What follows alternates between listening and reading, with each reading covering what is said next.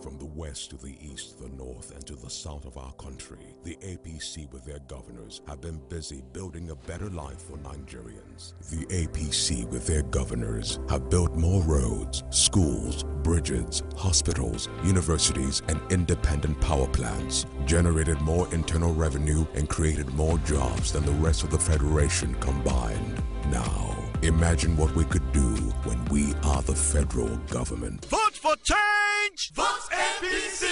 APC! Change!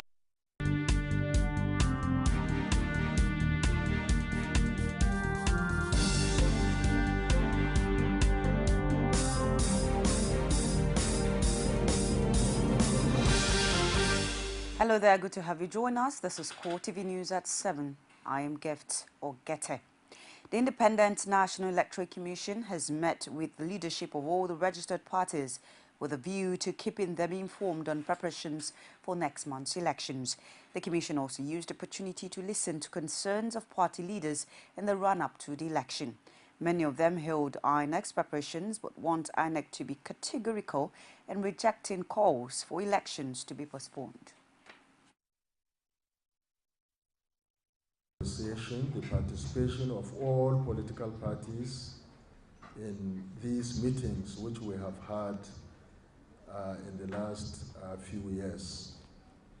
No doubt it has been an opportunity for us to bridge communication gap and to develop mutual trust and confidence which could arise if there is no good communication and where there is a communication gap. I want to use this opportunity to reassure all of you that as we promised Nigerians, we are working very assiduously to ensure that we prepare adequately and that we conduct elections that are free, fair, credible, and peaceful in 2015. What we want to offer is greater assistance. We want political parties to be made part of the machinery for mobilizing people, to know where PVCs are waiting collection, to know what numbers are still out in the field, and to use our own tremendous mobilization capacities to make sure that citizens actually go and collect these PVCs.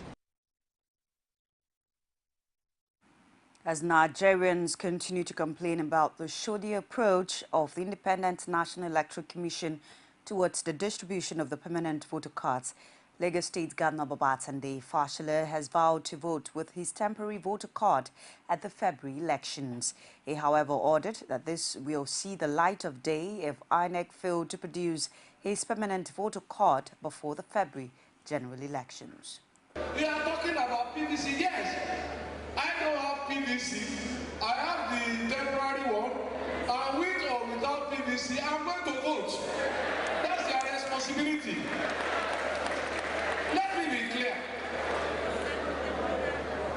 The right to vote when you are 18 is not a gift from any government. It's your entitlement as a citizen. The obligation of government is to make sure that you are able to exercise that right. So nobody is doing us a favor, whether you bring PVC or TVC. The important thing is that you must ensure that we vote. That's your duty. Less than 3 weeks to the presidential election, Lagos State Governor Babatunde Fashola is confident that APC presidential candidate Muhammad Buhari will emerge victorious at the polls. Fashola stated this at the 2,800 days account of stewardship of his administration in office. Abiola Oluwole is presented from our studios. Residents across Lagos gathered to listen to 2,800 days account of stewardship of the Fashola administration. After highlighting his accomplishments across different sectors of the economy in the last 100 days, Fashola called on the people to support the candidature of Buhari at the February 14 presidential polls. He, however, added that the party is sure of victory. They are preparing to hand over. That's what is in their mind.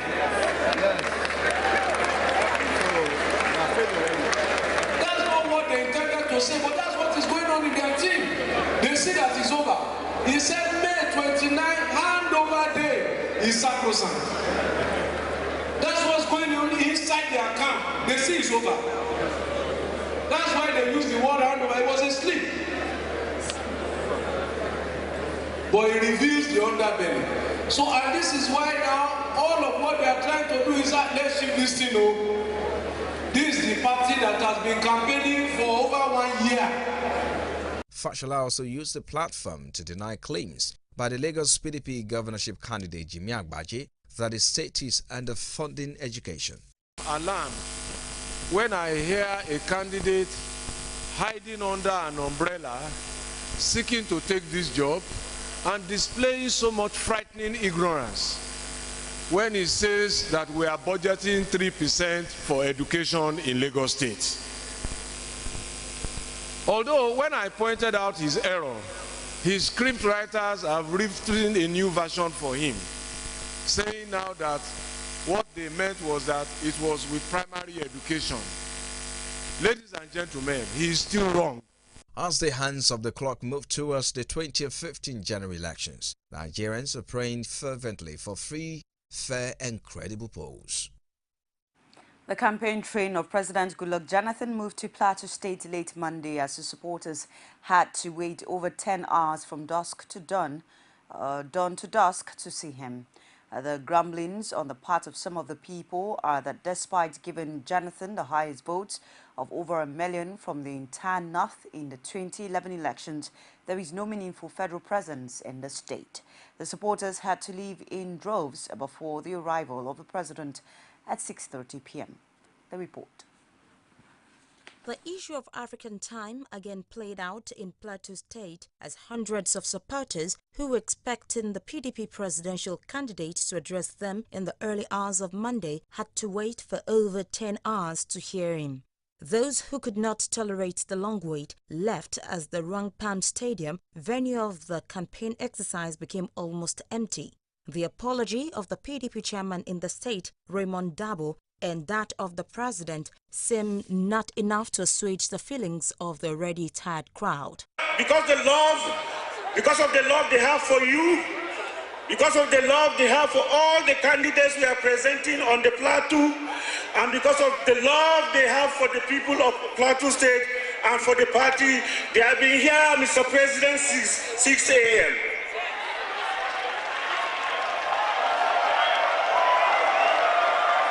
Mr. President, you are welcome to the gateway of the North Central Zone. We did it for you in 2011. We shall do it better in 2015. The former governor of the state, Joshua Dariye, gave the visiting president hope that Plateau will vote for him en masse because the state has been a stronghold of the ruling party since the inception of the current democratic dispensation. Anybody who has set his soul on Plateau will always be a winner. Many years ago, the action group came here. When they had crisis, it was resolved on Plateau. And many great Nigerians who have got here have always been winners. Mr. President, tonight, I assure you, we did it in 2011. And I have a very funny background. Having been a founding member of the PDP, I later on went to Labour Party.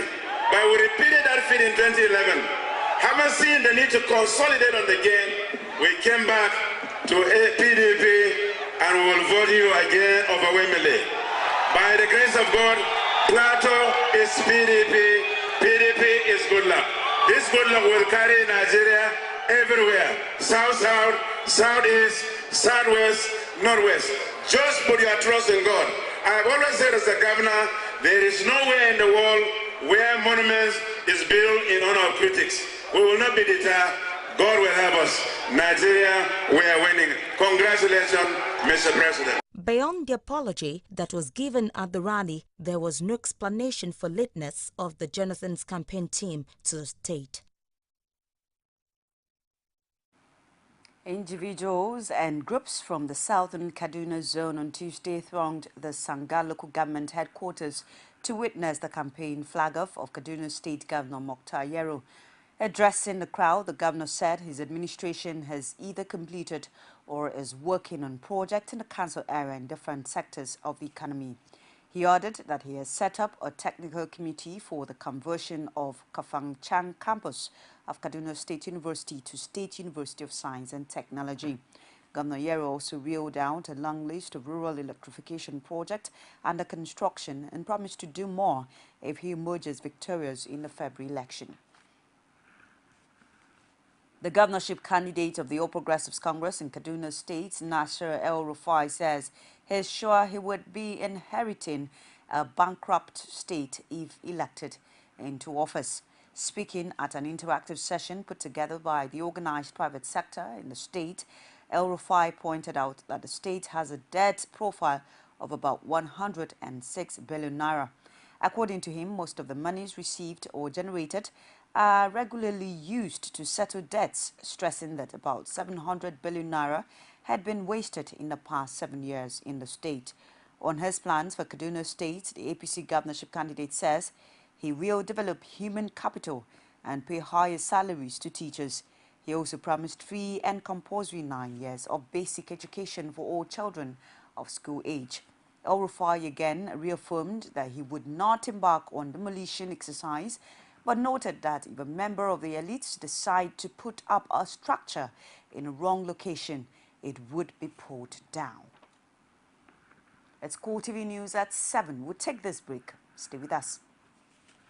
There comes a moment when my heart must choose on this great path I've chosen, like a house that is a home. Sometimes I feel like it's not enough, and I know that we can't give up. You've willed me to be all I can be. Now nothing can stop me. I believe Lagos is a place where I can achieve my full potential. I believe together we can build the Lagos of our dreams. I am Akinwumi Ambode.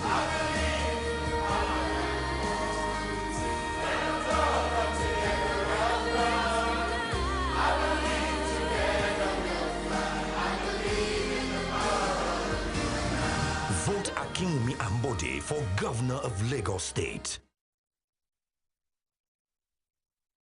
Welcome back at CoreTV News at 7. You can also reach us on our social media platforms.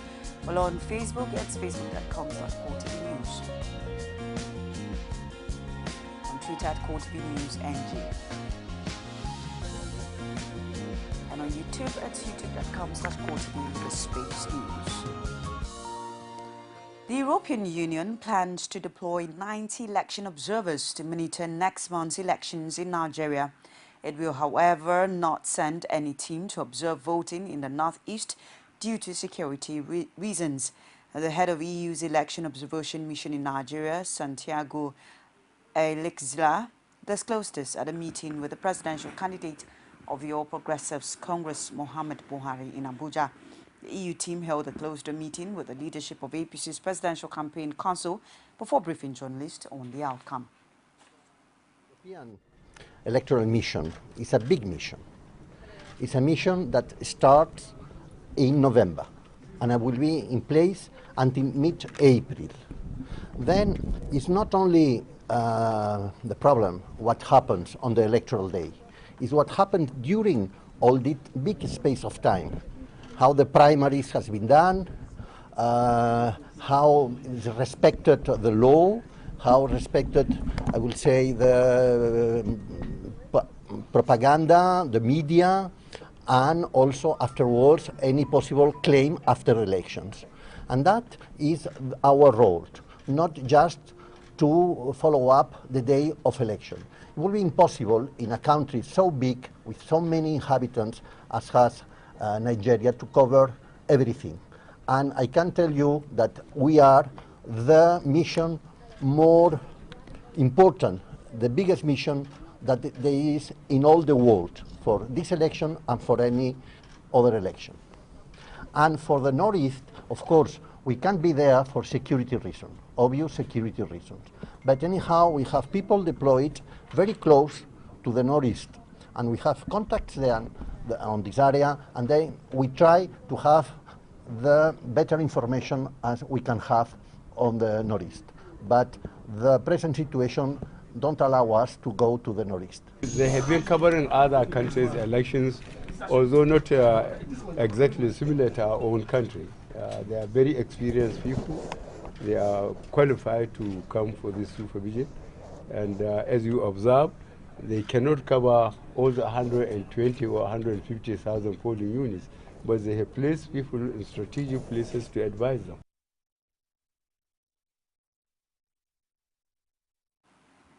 As controversy trails a recent proposal by the National Security Advisor Sambo Dasuki on the shift of the February polls, the APC has lent its voice to the call by the American government that on no account must the February date of the poll be shifted. The National Publicity Secretary of the nation's leading opposition party, Lai Mohammed, met with senior journalists in Lagos, where he made known point blank that the party is standing by the February date of the elections. Bedlam had been raised last weekend in London. The innocent-looking Nigerian's national security advisor, Sambo Dasuki, had the Chatham House lecture drop the bombshell which he claimed was a mere proposal. Of shifting this thing and doing it when everybody has a car, because it doesn't cost you anything, it's still within the law and it is safer for all of us. So that is what we are encouraging. This, however, did not ring the right chords in the ears of many. First, the American government, which came visiting to advise against tampering with the timetable of the elections. It's absolutely critical that these elections be conducted peacefully, that they are credible, transparent, accountable, so that the people of Nigeria can have faith and the world can have faith in the government that flows from it. Then the APC, whose National Publicity Secretary, Lai Mohammed, met with senior journalists in Lagos on Monday. He did not waste time to articulate the party's position on the issue. Our party, the All Progressives Congress, APC, strongly rejected the call by the National Security Advisor, Colonel Sambo Dasuki, for the postponement of next month's general elections, ostensibly to give more time to INEC to distribute the permanent voters' cards. In spite of this, we have noted with dismay that the Jonathan administration has continued to pursue the plot to shift the elections. So where lies the worry for the APC if the electoral body had indicated its readiness to stand by the February 2015 date?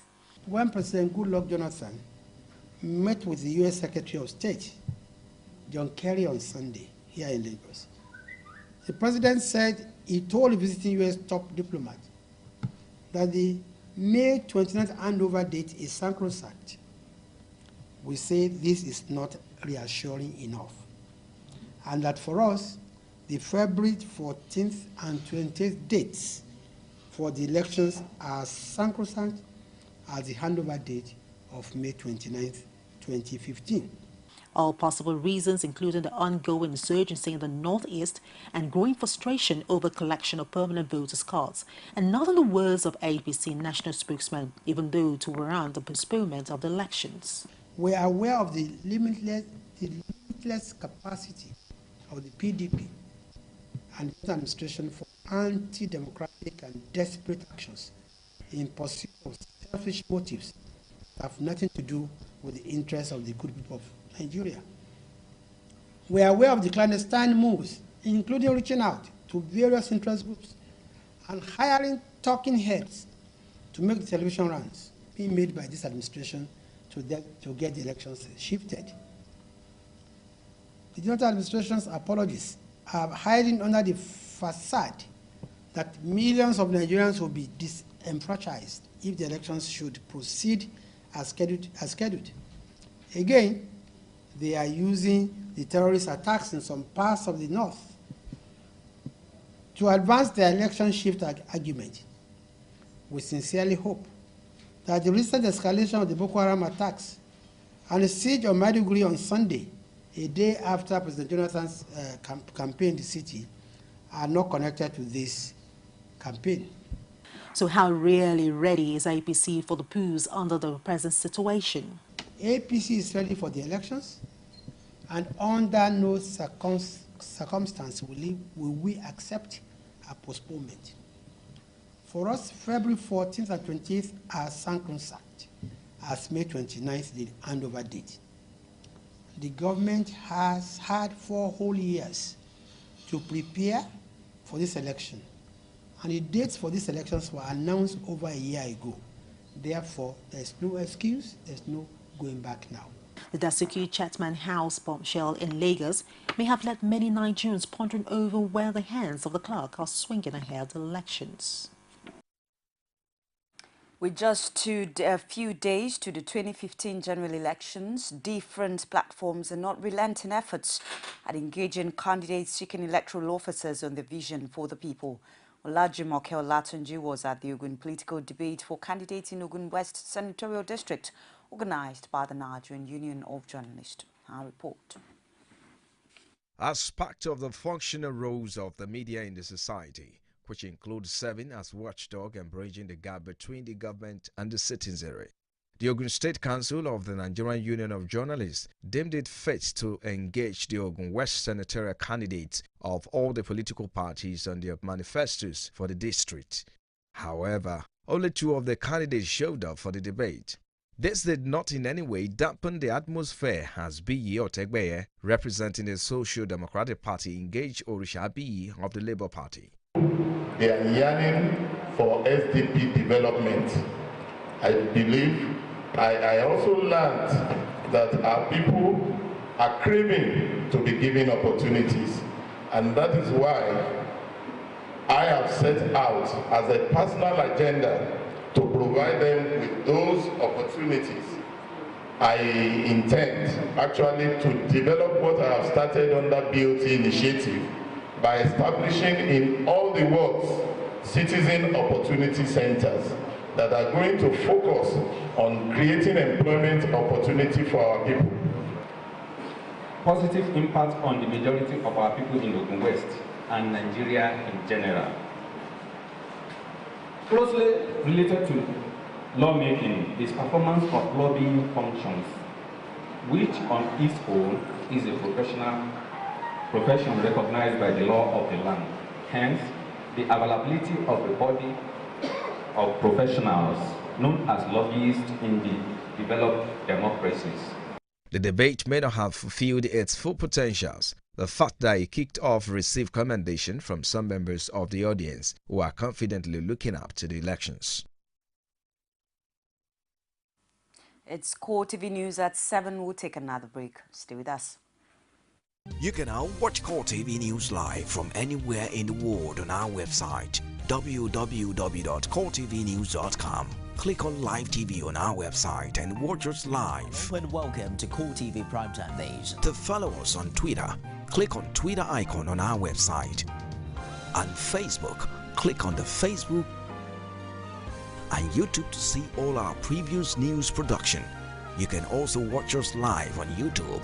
Click CoreTV, leave a space, then News. CoreTV News, a 24-hour news station. Welcome back. It's CoreTV News at 7.